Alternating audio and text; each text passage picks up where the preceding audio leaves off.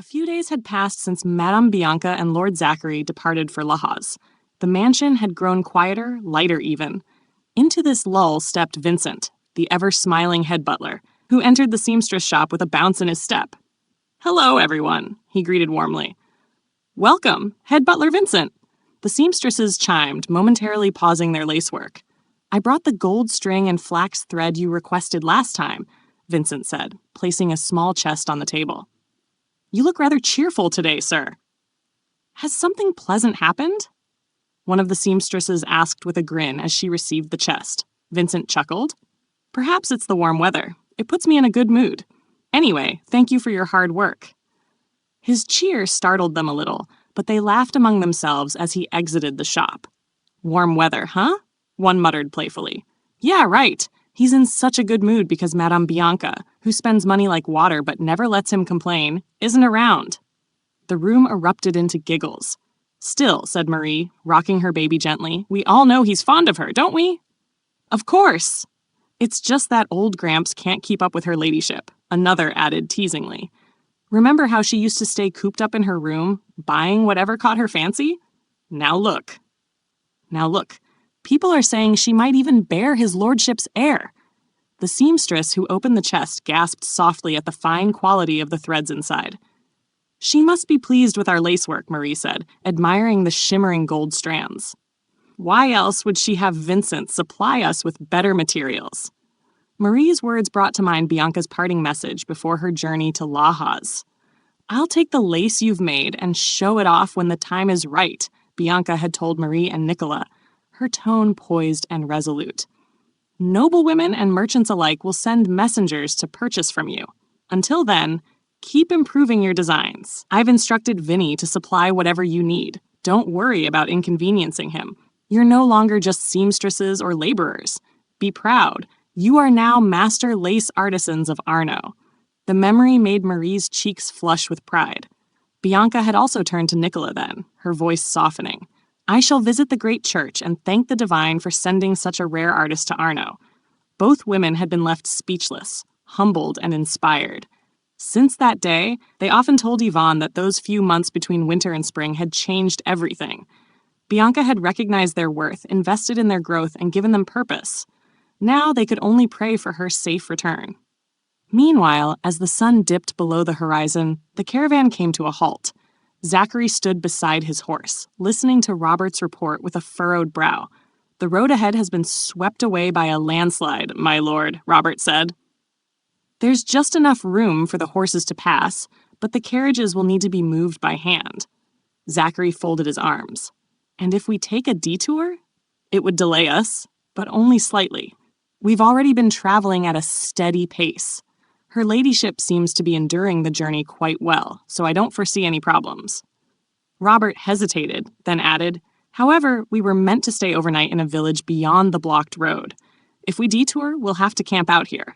Zachary nodded thoughtfully. "Moving the carriages by hand isn't practical. We'll camp here tonight and set out again in the morning. I'll inform my wife." As the knights began setting up camp, Gaspar stepped forward to help Bianca from her carriage. "It's all right, my lady." "Take my hand," he said courteously. "I'm fine," she replied, trying to wave him off. "Please, my lady," he insisted. Watching the exchange, Bianca found herself amused. Why is he being so persistent, she thought. Then again, Yvonne is just as stubborn about refusing help. "Hurry down, Yvonne, and help me with my dress," Bianca called. Yvonne blushed and quickly accepted Gaspar's hand. "Coming, madame," she said cheerfully, rushing to Bianca's side. Gaspard stood awkwardly, his face flushed as well. Bianca said nothing, but as they walked, she advised softly, "Yvonne, when a gentleman offers you his hand, accept it without hesitation." "Huh?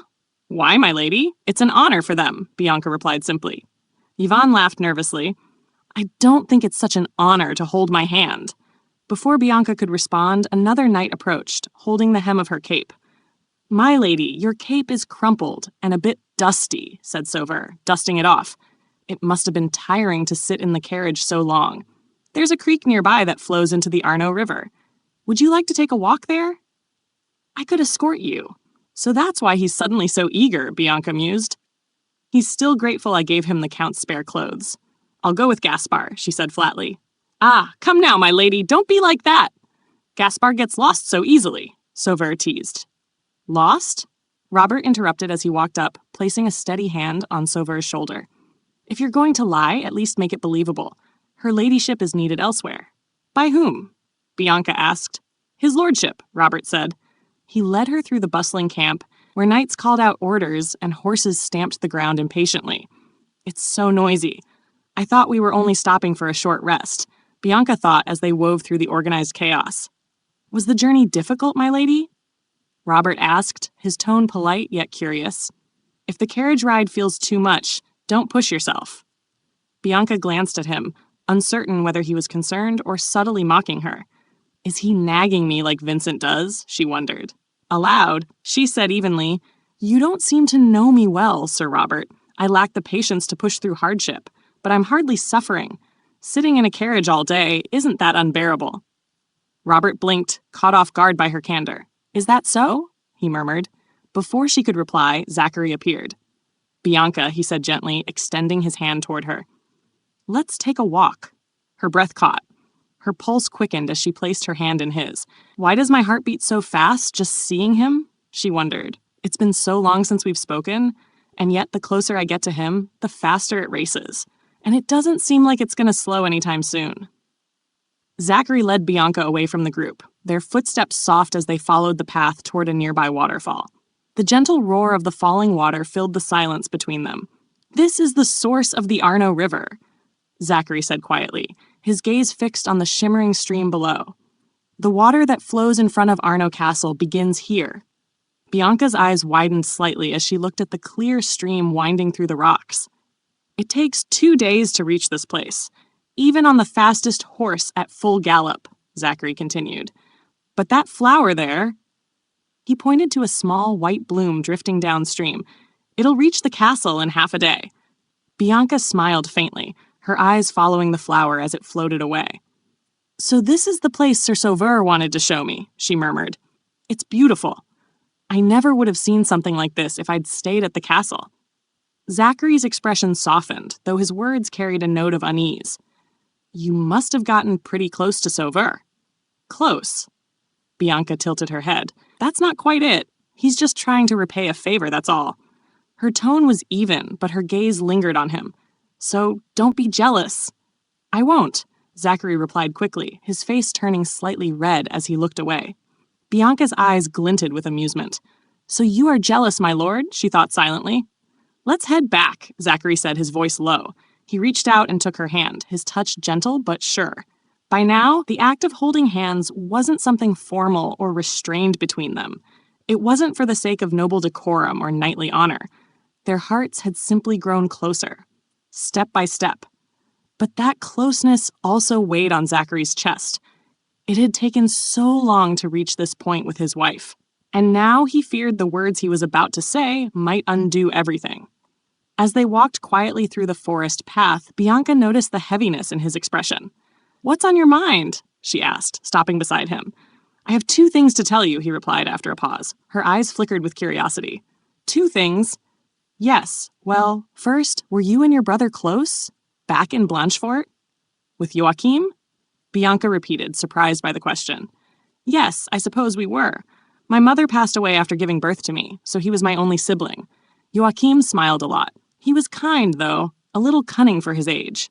She smiled faintly, her eyes distant. I think he took after father in that way. Still, maybe that's why he never wrote to me after I left, over 9 years without a single letter. They stopped near the carriage. Bianca sat on the step, resting her chin in her hands. I don't remember everything from back then. I was so young. But one memory stands out, she said softly. Joachim always let me have my way, except for one thing, chocolate cake.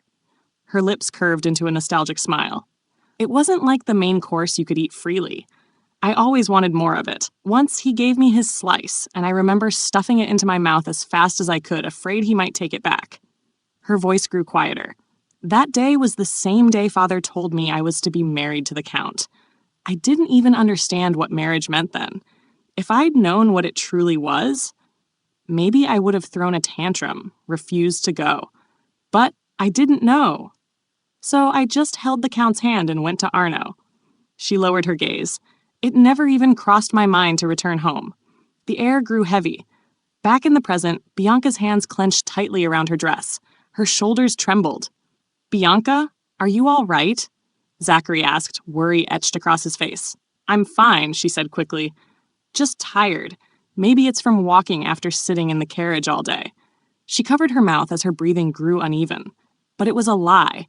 Her mind was filled with memories of the future, of death and loss.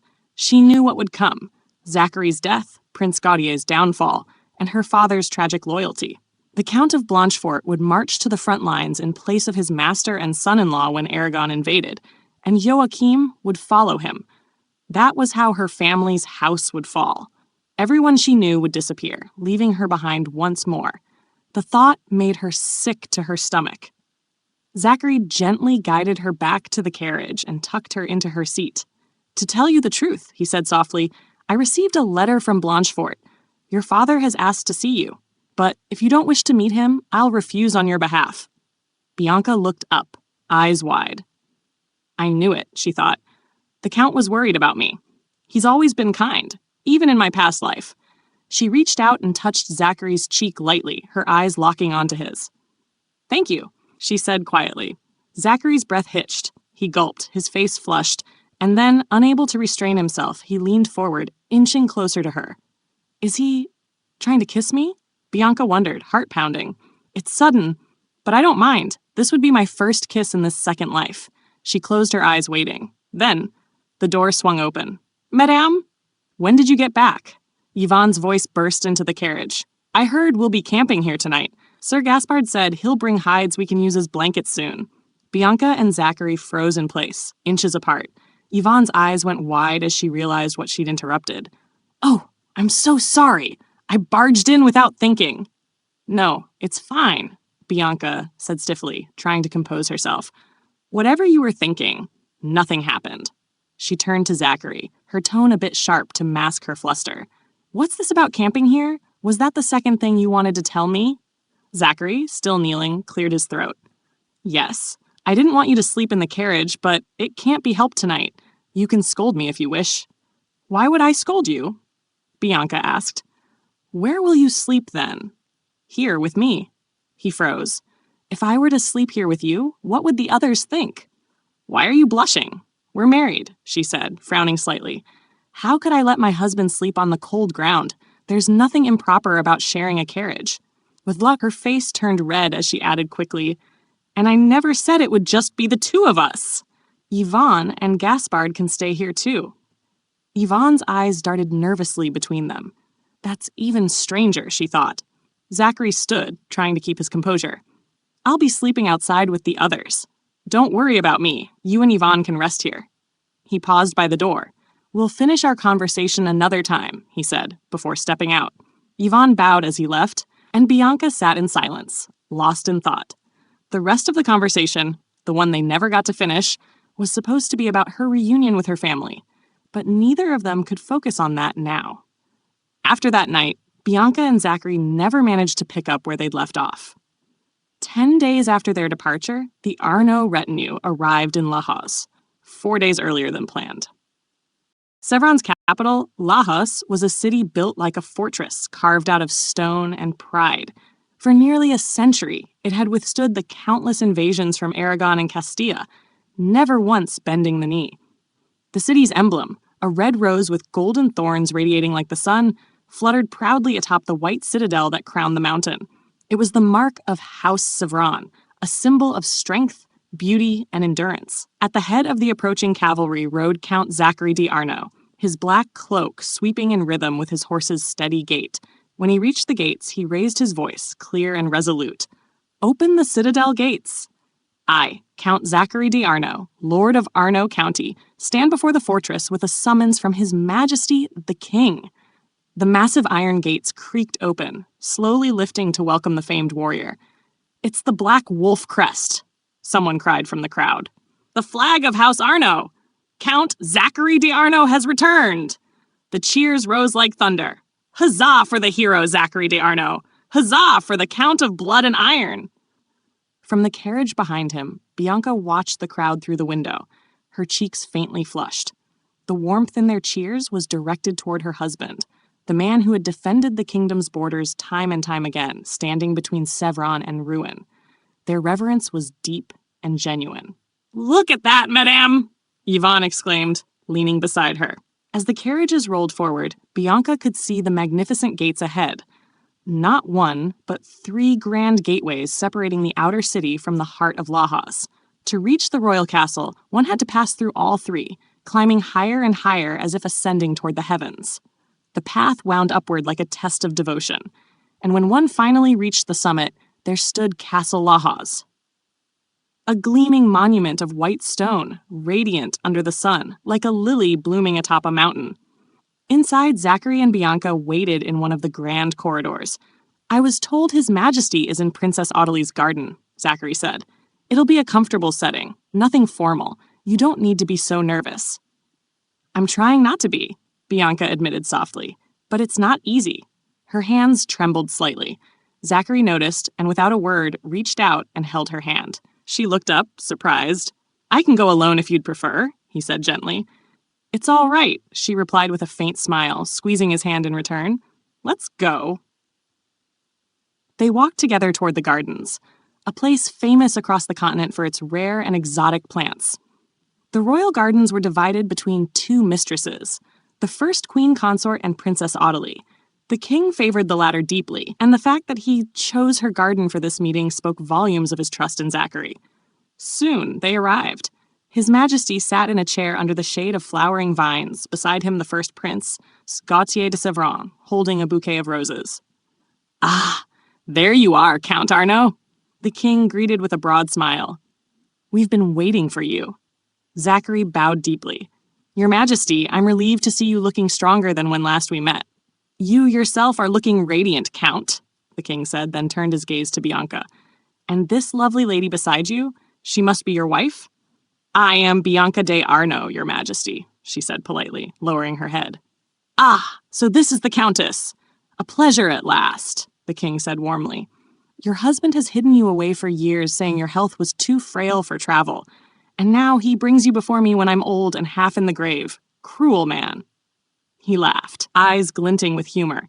"You take after the late Countess Blanchefort very much."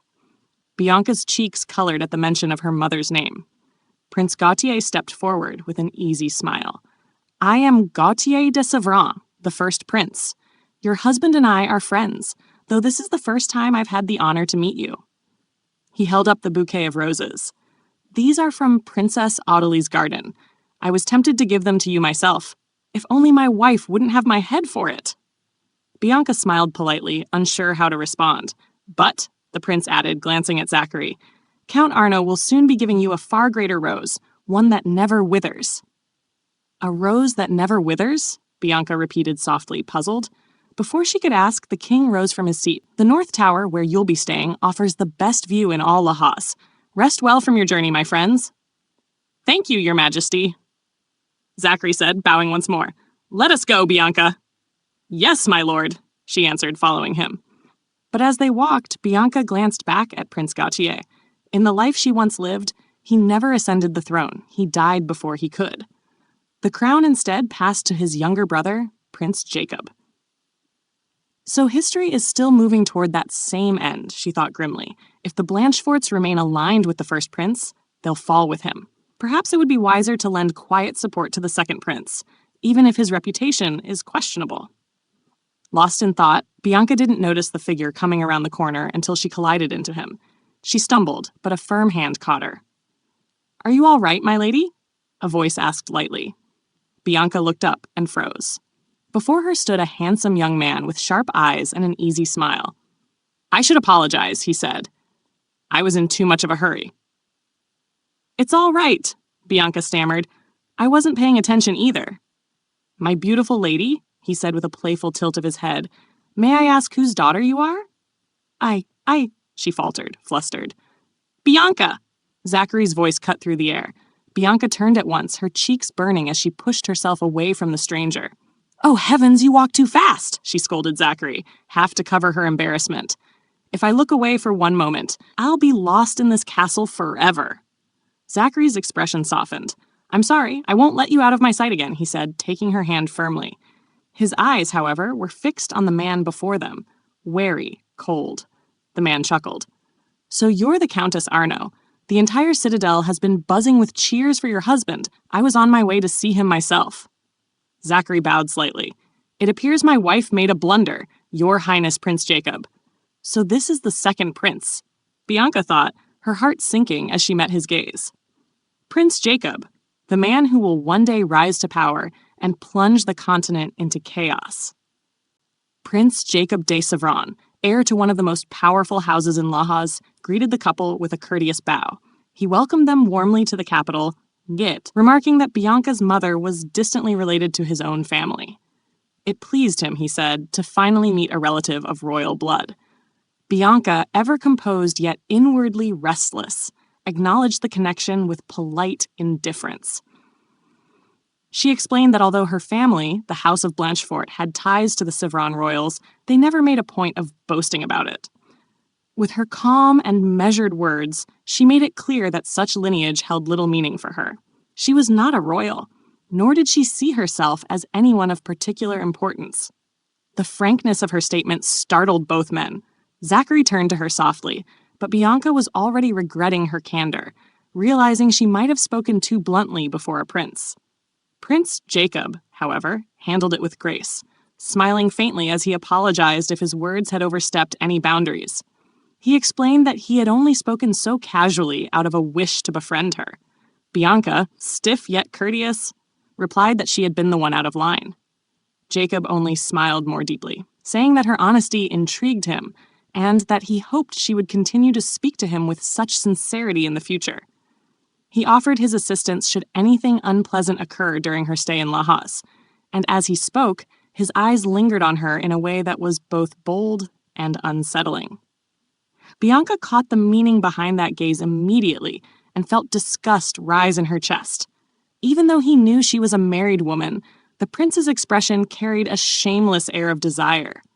To deflect the growing tension, Bianca leaned into her husband, feigning fatigue. She told Zachary she was tired and wished to retire. The sudden gesture flustered him, his face turning red as he caught her before she stumbled. Jacob, watching the scene unfold, concealed his irritation with a forced smile, though the jealousy in his eyes could not be hidden. Zachary apologized to the prince, explaining that his wife was exhausted from the long journey, and excused them. Jacob bid them farewell with a courteous nod, still wearing that same tight, polite smile as the couple withdrew. Once they were out of earshot, Zachary broke the silence with a teasing tone, remarking that Bianca seemed unbothered by calling him dear, when it suited her. Bianca smiled faintly, thanking him for playing along. He, however, grew serious, warning her not to seek out Prince Jacob under any circumstances. Even if he were not around, Jacob was not a man she should ever trust. Bianca understood his worry and reassured him. She reminded Zachary that she was Count Blanchefort's daughter and Count Arno's wife, a woman whose loyalty lay firmly with Prince Gautier.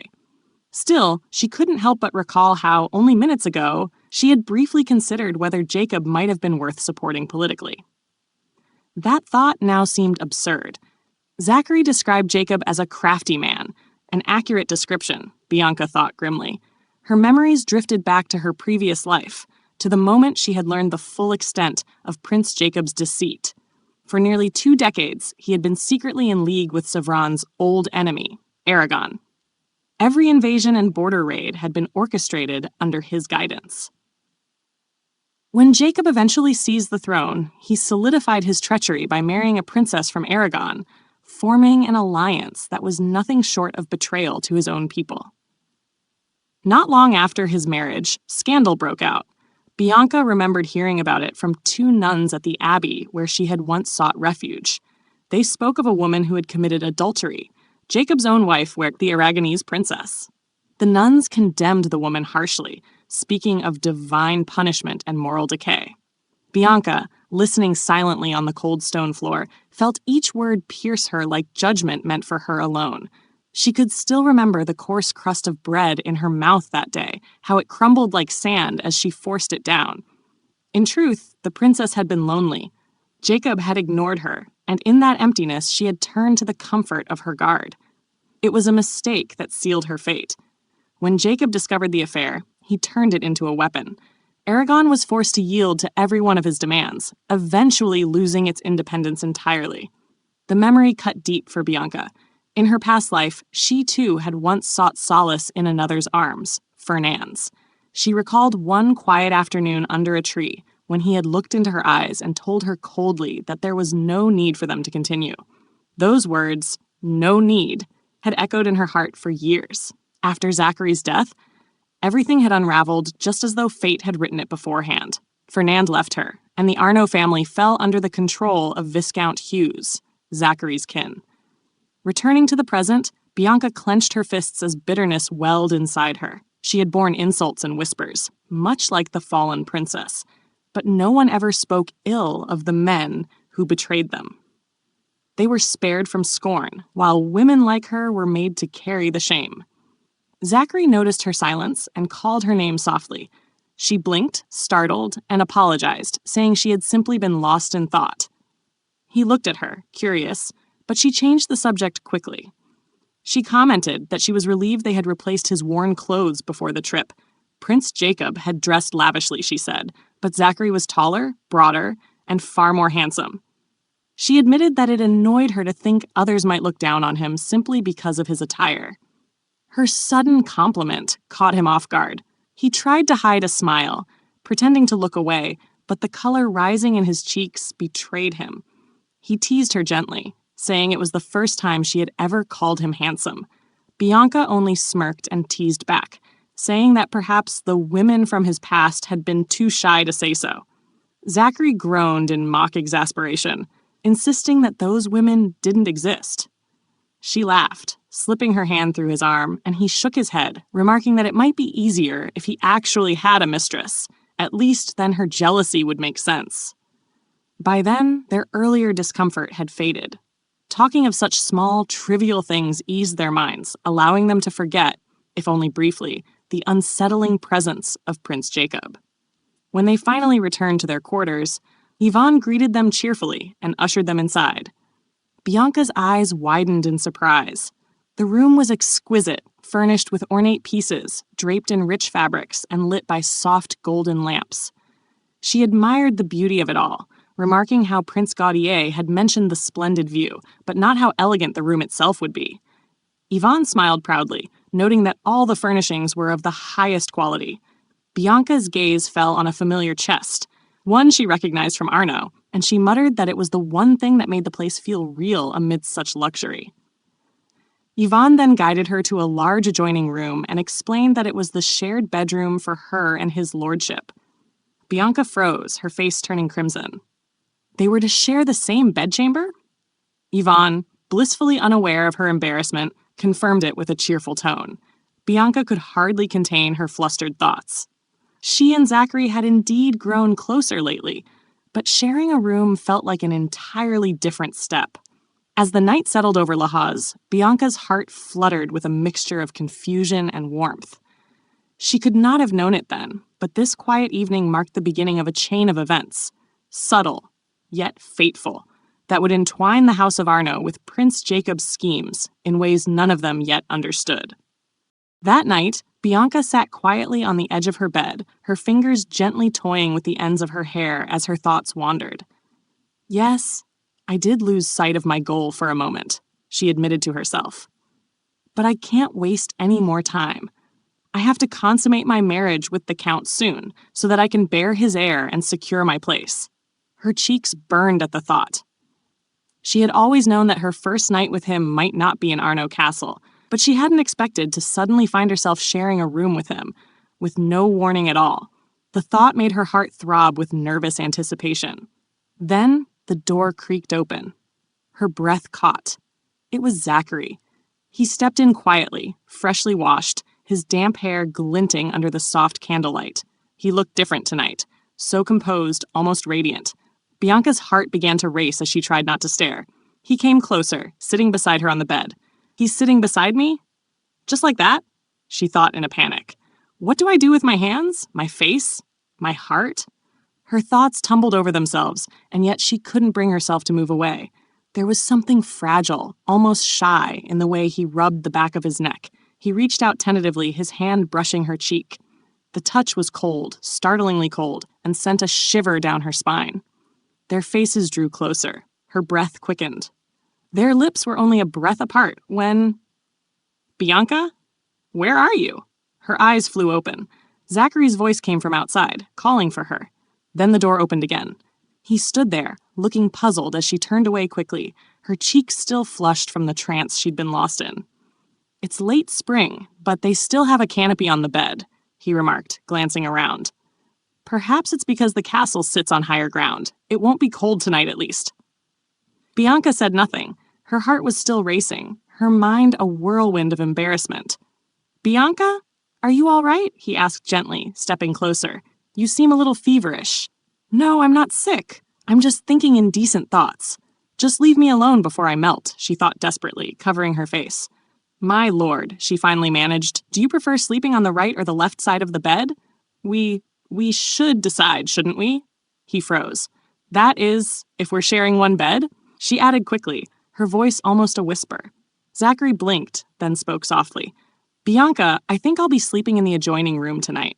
Her heart sank, though she forced a small laugh. Ah, right. Of course. Silly me, letting my imagination run wild. She sat down again, sighing. I must have overworked my mind today. I'm exhausted, truly. May I ask you to let me rest, my lord? But Zachary didn't leave immediately. He sat beside her again, his gaze steady yet kind. I've noticed you always sleep on the left side of the bed, Bianca murmured, her voice softer now. Which means when the day comes that we do share one, you'll naturally take the right. He smiled faintly. That is, when that day comes. Her cheeks turned crimson. Really now? I can't tell if you've become wittier or simply more cunning. Perhaps a bit of both, he said quietly. Or maybe I'm just changing, in a good way. His tone caught her off guard. It wasn't teasing, but thoughtful. By the way, he continued, we still need to finish our discussion about the meeting with Count Blanchefort, your father. What would you like to do? Bianca froze.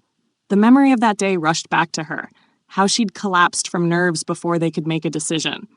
If you'd rather not see him, I can meet him alone, Zachary said gently. Bianca shook her head, her voice calm but resolute. No, we'll meet him together. We'll run into him anyway while we're in Lajas. I might as well face it now. He nodded. As you wish. Later that night, Bianca sat before her dressing table as Yvonne brushed her hair. I wonder when I'll see Father and Joachim again, she murmured. If we're meeting them, I want his lordship to have a new set of clothes ready. I need to show them that Arno is thriving, that our household is strong. My father and Joachim may not judge by appearance, but still, I want them to see how well I've done. Her fingers worked deftly as she knitted lace, her expression composed but her heart wistful. I wonder who's the best tailor in Lajas, she mused aloud. My husband's clothes should be made by no one less. Don't worry, madam, Yvonne replied softly. I'll go out early tomorrow and find the most renowned tailor in the city. Thank you, Yvonne, Bianca said, smiling faintly. That night, though tired, she talked more than usual. Even after Yvonne left, she lay awake, thinking about home, about Blanchefort. 10 years had passed since her marriage, yet a part of her heart remained that of a young girl longing for her family. At dawn, an Arno dispatch rider arrived at the Blanchefort residence in Lajas. Count Blanchefort was in his study, sipping tea, when his son Joachim burst in with barely contained excitement. Father, the messenger from Arno is here. We finally have a reply. Count Blanchefort looked up from his book, unhurried. They arrived in Lajas yesterday, Joachim continued, reading the seal on the letter. That explains the delay. If they'd sent word earlier, we'd have heard sooner. His father nodded mildly, eyes still on the page. But this is wonderful. We'll see Bianca in 2 days, Joachim exclaimed, his joy lighting up the room. Just then, a knock came at the door. Pardon me, my lord, young master, said the head butler, stepping in. You have a visitor in the sitting room. A visitor? At this hour? Count Blanchefort asked, his brow furrowing. Yes, my lord, the butler said gravely. It's His Highness, Prince Jacob. The air in the room shifted. Joachim's smile faded, replaced by surprise and unease, while the Count set his teacup down carefully, his eyes darkening with thought. The meeting ahead was not one he had expected. Thank you for watching this episode of our manhwa recap. We hope you enjoyed diving into the world of this story with us. If you loved the content, don't forget to give this video a thumbs up, subscribe to our channel, and hit that notification bell so you never miss an update. Your support means the world to us and helps us bring you even more amazing manhwa recaps. See you in the next episode.